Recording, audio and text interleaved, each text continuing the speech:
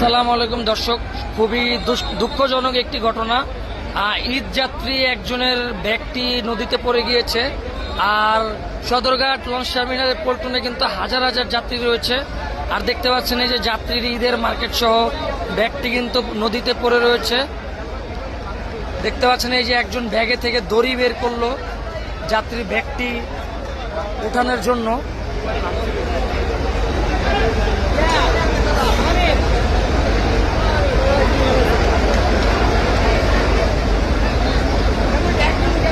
Bag তুলছে যাত্রীর।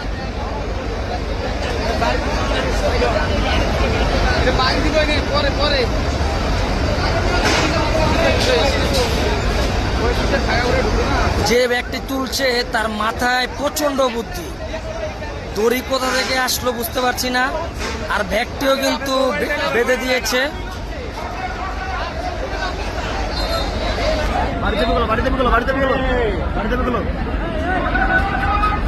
ব্যাগটি বাঁধা শেষ, এখন তুলবে।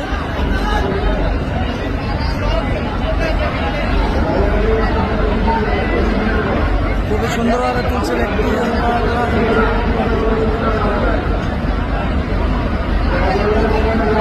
ব্যাগটি তুলে অবশেষে ব্যাগটি তুলে ফেলেছে। আর পল্টনের অবস্থা যদি দেখেন, সদরঘাটে পুরো যাত্রীতে ভরা রয়েছে, হাজার হাজার যাত্রী। তো সবাই দোয়া করবেন জানি সবাই খুব সুন্দরভাবে তাদের বাড়ি ফিরতে পারে। আর দেখতেই তো পারলেন, অতিরিক্ত তাড়াহুড়া করবেন না, তাহলে এরকম ভোগান্তিতে পড়তে পারেন আপনারাও।